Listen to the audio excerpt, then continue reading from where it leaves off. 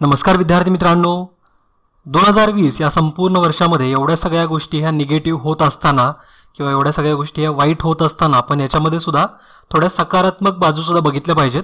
आणि त्याचाच हा एक छोटासा प्रयत्न सरकारमार्फत एक मेगा प्लॅन घेऊन येण्याचा सुरू आहे. त्या रिलेटेड हालचालीसुद्धा सुरू आहेत.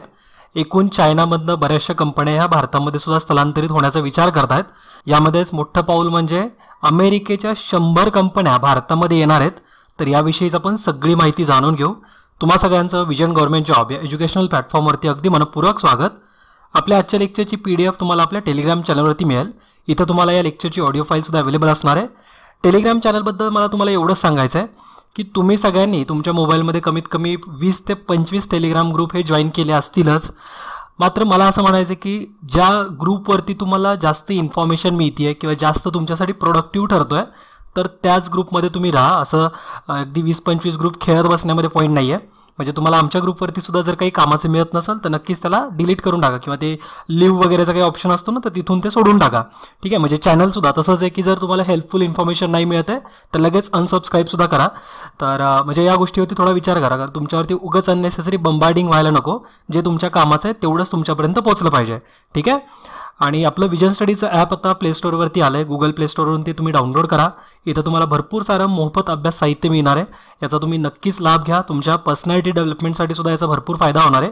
आणि ऑलमोस्ट सगळं काही फ्री आहे. फक्त आमचे काही कोर्सेस अवेलेबल आहेत, जसं की राज्यसेवा बॅच, संयुक्त गट ब, क्वेश्चन आन्सर रिव्हिजन बॅच, विषयानुसार कोर्स. तर जर तुम्ही इंटरेस्टेड असाल कुठल्याही बॅचमध्ये प्रवेश घेण्यासाठी तर नक्कीच ॲडमिशन घ्या. फी अगदी अफोर्डेबल आहे. आणि राज्यसेवा बॅचबद्दल पुन्हा एकदा अपडेट देतो की याचे ॲडमिशन 10 मे रोजी बंद होत आहेत. ठीक आहे. तर 10 मेला आम्ही ॲडमिशन याचे क्लोज करतो आहे. तर आता याच मुद्द्यासह आपण आपल्या लेक्चरची सुरुवात करू. जसं मी तुम्हाला सुरुवातीला अजेंडा सांगितला की सरकार एक मेगा प्लॅन घेऊन येतो आहे. भारत सरकार एक मेगा प्लॅन घेऊन येतं आहे, ज्याच्या अंतर्गत भारतामध्ये अमेरिकेच्या चीनमधून स्थलांतरित होणाऱ्या अगदी 100 कंपन्या भारतामध्ये येण्यासाठी उत्सुक आहेत. तर त्याविषयी आपण माहिती जाणून घेऊच. फक्त मला तुम्हाला काही महत्त्वाचे मुद्दे सांगायचे, जसं की भारताबद्दल आपल्याला संपूर्ण जगामध्ये आपली कशी ओळख आहे, भारतीयांची ओळख कशी आहे. तर या सगळ्या अशा निगेटिव्ह वातावरणामध्ये थोडंसं आपण पॉझिटिव्ह वेकडे चाललो आहे ना, तर हे म्हणूनच सुचतं आहे की जर आपण ब्रिटिश लोकांकडे जर बघितलं ना, म्हणजे आपल्यावरती ज्यांनी राज्य केलं होतं ब्रिटिश लोक, तर मी आपल्या इतिहासाच्या लेक्चर्समध्ये मी तसं बोलायचो सुद्धा की जे वचन पाळतील तर ते ब्रिटिशच कसला. म्हणजे ब्रिटिशांची अशी घाणेरडी सवय आहे की त्यांनी आपल्याला भरपूर सारे प्लॅन दिले होते की आपल्याला असं स्वातंत्र्य देऊ, तसं स्वातंत्र्य देऊ, हे कायदे करू, ते कायदे करू, पण ते काही त्यांनी कधीच पूर्ण केले नव्हते. म्हणजे त्यांचे वचन ते मोडण्यामध्ये सक्षम होते. तर असा ब्रिटिशच कोणता की जो त्याचा शब्द पाळेल, वचन पाळेल, तसं ब्रिटिशच नाही आहे. चायनाबद्दल असं म्हणण्यात येतं की जे मान्य करतील तो चायनीजच कोणता. म्हणजे आमच्याकडे हे होतच नाही, आमच्याकडे ते होतच नाही. तर अशा गोष्टी करण्यामध्ये चायना एक्सपर्ट आहे. आणि भारतीयांबद्दल असं बोललं जातं की जो जुगाड नाही करणार तर तो भारतीय कसला. म्हणजे आपण कुठल्याही गोष्टीमध्ये जुगाड करण्यामध्ये एक्सपर्ट आहे. आणि तीच आपली एक खासियत आहे की आपल्याला बऱ्याचशा मोठ्या मोठ्या कंपन्यांच्या मार्फत सुद्धा आपले बरेचसे लोक हे त्याच आपल्या क्वालिटीवरती सुद्धा रिक्रूट झालेले आहेत. म्हणजे हा एक जोकचा पार्ट थोडासा बाजूला ठेवा. मात्र हा जुगाड मी तुम्हाला आज का सांगतोय, कारण भारत सरकार सुद्धा असाच एक जुगाड करतोय. कारण चीनबद्दलचं एकूणच वातावरण थोडंसं वेगळं तयार झालेलं आहे. म्हणजे सगळ्या कंपन्या थोड्याशा नाराज आहेत. इव्हन अमेरिकेचा जर फक्त विचार केला तर 5 पैकी 1 कंपनी, म्हणजे प्रति 5 पैकी 1 कंपनी ही चीनला शिव्या घालते. म्हणजे त्यांना चीनमधून बाहेर यायचं आहे. तर असं संपूर्ण जगामध्ये एक वातावरण तयार झालं आहे. आणि त्यामध्येच भारत सरकारच्या माध्यमातून एक चांगले पावलं उचलली जात आहेत. त्या दिशेने आपली वाटचाल सुरू आहे.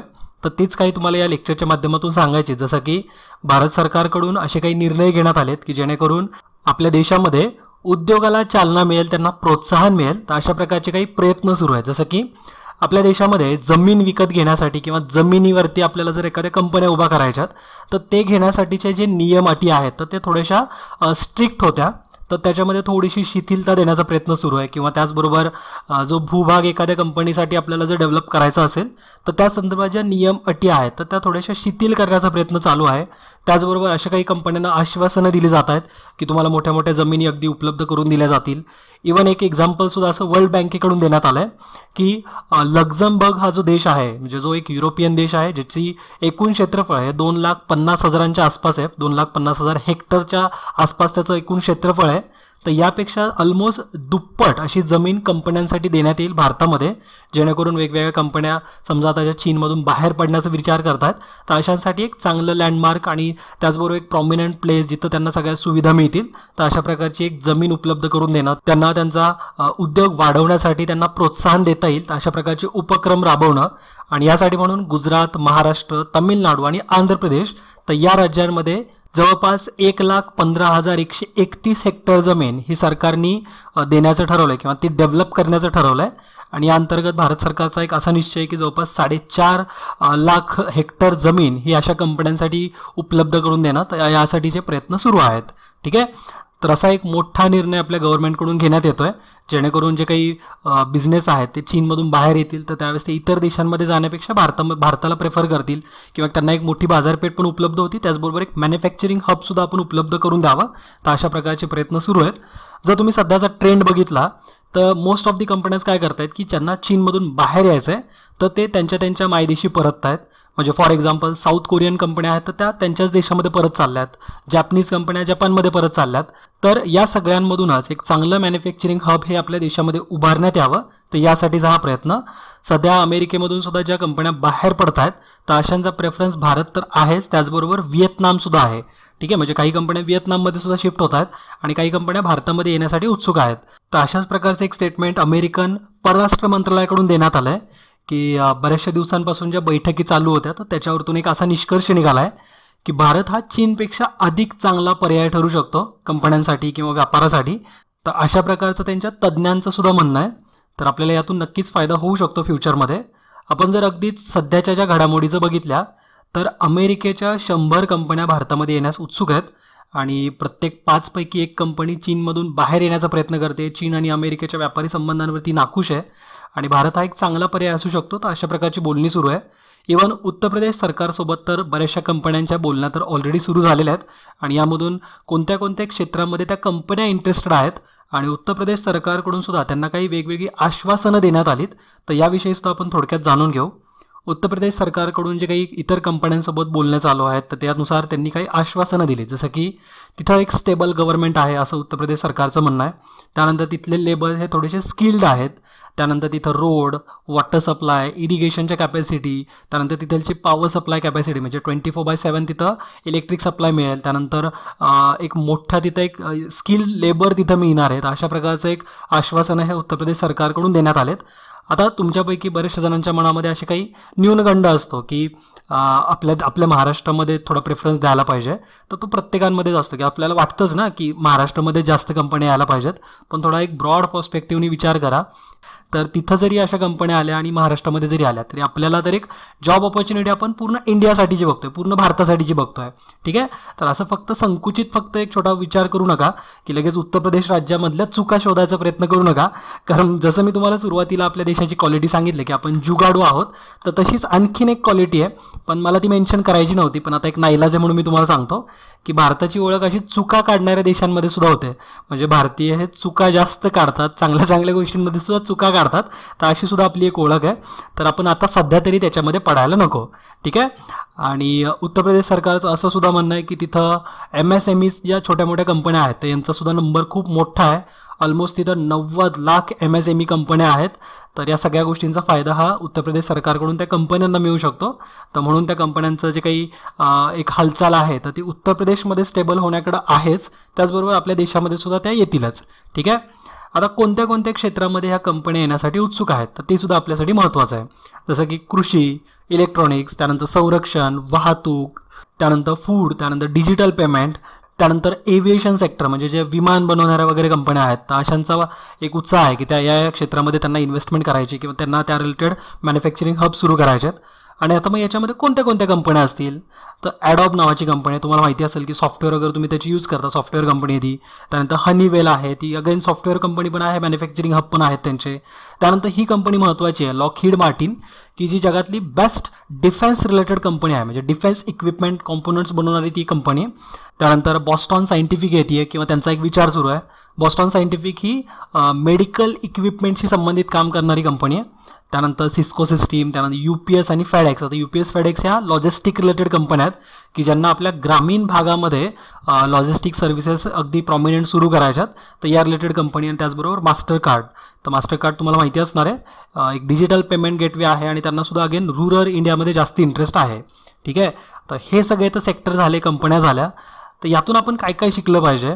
पहिलं महत्त्वाचं म्हणजे तुम्ही आता MPSCची तयारी करताय तर ते तर तुम्ही डिसाईड केलेला फॅक्टर आहे. पण मला एक असं म्हणायचं आहे की तुमचा एक प्लॅन बी सुद्धा तुमच्याकडे असायला पाहिजे की तुम्ही ज्या गोष्टीमध्ये मास्टर आहात किंवा ज्या गोष्टीमध्ये तुम्हाला तुमचं नॉलेज आहे तर ते सुद्धा युटिलाइज करण्याची कॅपॅसिटी स्वतःमध्ये असायला पाहिजे. MPSC तर तुम्ही करताच आणि भरपूर विद्यार्थी MPSCचा अभ्यास करत करत इतर जॉबसुद्धा करत असतात. जॉबमध्ये सुद्धा ते त्या लेवलला एक्सलंट असतात आणि तरीसुद्धा ते मग MPSCच्या एक्झामसुद्धा पास होऊ शकतात. तर अगदीच जर तुमच्याकडे स्किल आहे आणि तुम्ही त्या क्षेत्रामध्ये इंटरेस्ट असाल तर नक्कीच तुमचं क्षेत्र हे तुम्हाला निवडता आलं पाहिजे. आता हा तर खरं एक सेमिनार घेण्यासारखा एक मुद्दा आहे की नेमकं आता आपलं क्षेत्र आपण कसं ठरवायला पाहिजे. या छोट्याशा सेशनच्या माध्यमातून त्याविषयी तर एवढं काही बोलता येणार नाही. फक्त मी तुम्हाला एक आठवण करून देतो आहे की जगामध्ये इतरसुद्धा सेक्टर असतात. आता हे असं फार खूप रेअर आहे ना की एखादा अशी एक ऑर्गनायझेशन सांगते की जी ऑलरेडी विद्यार्थ्यांना MPSC रिलेटेड कोर्सेस प्रोव्हाइड करते आणि अशीच एक ऑर्गनायझेशन सांगते की विद्यार्थ्यांना थोडेसे इतर मार्गांनी सुद्धा विचार करायला शिका. कारण आपला मुख्य हेतू, आपल्या विजन ग्रुपचाच मुख्य हेतू हा अधिकारी घडवणं नाही आहे, हा आहे की एक चांगलं व्यक्तिमत्व घडवणं. ठीक आहे. आणि तुमच्या क्षेत्रातली जी स्वप्न असतील तर ते पूर्ण करण्यामध्ये आमचा हातभार असावा, एक चांगलं व्यक्तिमत्व आपल्या देशाला मिळावं. तर यासाठीचा हा एक प्लॅटफॉर्म आहे. तर याला फक्त अगदी लिमिटेड पुरता विचार करू नका की फक्त आम्हाला MPSCमध्येच इंटरेस्ट आहे. तर भविष्यामध्ये तुम्हाला अगदी आम्ही स्कूलिंगमध्ये आलेलं सुद्धा दिसणार आहे. म्हणजे अगदी लहान मुलांना सुद्धा आम्ही एज्युकेशन प्रोव्हाइड करण्याचा प्रयत्न करतो आहे, त्यांना एक डायरेक्शन देण्याचा प्रयत्न करतो आहे. तर हे सुद्धा उपक्रम तुम्हाला भविष्यामध्ये दिसतील. ठीक आहे. तर आजचा जो पार्ट होता तो इथंच थांबवणार आहे. फक्त मला तुम्हाला काही टाईम फ्रेम सांगायची आहे. या मंडेला प्रधानमंत्री नरेंद्र मोदी यांनी बैठका घेतल्या होत्या वेगवेगळ्या कंपन्यांसोबत किंवा जे आपले सेक्टर आहेत तर त्यांच्यासोबत बोलणी झाली होती की भारताला आपण एक नेक्स्ट ऑपॉर्च्युनिटी कसं बनवू शकतो. तर याविषयी मंडेला मीटिंग झाल्या होत्या. त्याच्यानंतर दुसऱ्या दिवशी म्हणजे ट्यूसडेला मंगळवारी लगेचच 100 कंपन्यांची बोलणी ही उत्तर प्रदेश गव्हर्नमेंटसोबत भारत सरकारसोबत झाली. म्हणजे हे मी लगेचच सांगतोय, एक दिवसानंतर लगेच. त्याच्यानंतर बुधवारी अशा प्रकारच्या कुठल्या जमीन सुधारणा रिलेटेड आपण नियम बनवले पाहिजेत किंवा किती जमीन आपण प्रोव्हाइड केली पाहिजे, कशा प्रकारे आपण त्यांना सुविधा उपलब्ध करून देऊ शकतो. तर या गोष्टींवरती बोलणी ही सगळी बुधवारी झाली म्हणजे काल. आणि आज गुरुवार आहे, मी जी तुमच्यासोबत लेक्चर शेअर करतोय. तर या गोष्टी एवढ्या फास्ट एवढ्या वेगाने होऊ शकतात. तर मला तुम्हाला फक्त हेच सांगायचं होतं की आपला जर निश्चय पक्का असेल आणि प्रयत्न प्रामाणिक असतील तर आपण काहीही करू शकतो. ठीक आहे. तर आजच्या या पॉझिटिव्ह नोटसोबत आपण इथंच थांबणार आहोत. आय होप तुम्हाला काही गोष्टी नवीन शिकायला मिळाल्या असतील, काही गोष्टी समजल्या असतील. तर आपण भेटूयात आपल्या येणाऱ्या लेक्चर्सच्या माध्यमातून. जाता अगेन मी तुम्हाला आठवण करून देतो की विजन स्टडीच्या ॲपच्या माध्यमातून तुम्हाला भरपूर सारं फ्रीमध्येच अवेलेबल होतं आहे. विनिंग वेनेसडे असतो ज्या दिवशी इतिहास, अर्थशास्त्र, अंकगणित या टेस्ट सॉल्व्ह करायला मिळतात. स्टनिंग सॅटर्डे आहे भूगोल, राज्यशास्त्र आणि विज्ञान. आणि डेली टेस्ट तर दररोज संध्याकाळी 7 वाजता तुम्ही सॉल्व्ह करू शकता. तिथं दररोजच्या बेस्ट करंट अफेअर्सवरती क्वेश्चन घेतले जातात. तर या सगळ्या गोष्टींचा लाभ तुम्ही अगदी व्यवस्थितपणे घ्या. त्याचबरोबर जर तुम्हाला आपल्या काही कोर्सेसमध्ये जर इंटरेस्ट असेल जसं की राज्यसेवा बॅच, संयुक्त गट ब, क्वेश्चन आन्सर रिव्हिजन बॅच, विषयानुसार कोर्स, तर यामध्ये सुद्धा प्रवेश घेऊ शकता. राज्यसेवा बॅचचे ॲडमिशन्स हे मात्र 10 मे रोजी क्लोज होत आहेत. तर जे विद्यार्थी इंटरेस्टेड आहेत अशांनी लवकरात लवकर स्वतःचा प्रवेश निश्चित करा. ठीक आहे. तर आजचं हे छोटंसं लेक्चर आपण इथंच थांबवतोय. भेटूयात आपल्या येणाऱ्या लेक्चर्सच्या माध्यमातून. तोपर्यंत नेहमीप्रमाणे हसत खेळत अभ्यास करा, हेल्दी फूड खा आणि आईवडिलांची काळजी घ्या. जय हिंद, जय महाराष्ट्र. धन्यवाद. विजन स्टडी स्मार्ट विद्यार्थ्यांसाठी स्मार्ट लर्निंग प्लॅटफॉर्म, महाराष्ट्रातील सर्वात विश्वसनीय e learning user friendly platform जो दर्जेदार शिक्षणाचा अनुभव देतो. Vision study. म्हणूनच वेळ न वाया घालवता आजच प्रवेश घ्या आणि तुमच्या स्वप्नातील सरकारी नोकरीच्या एक पाऊल जवळ जा, तेही अगदी माफक दरामध्ये. तर वाट कशाची पाहताय? एक उज्ज्वल भविष्य तुमच्या समोर आहे. आम्ही प्रवेश घेतलाय, तुम्हीही घ्या. अधिक माहितीसाठी आजच भेट द्या. Visit www.visionstudy.in. हो, स्वप्न पूर्ण होतात.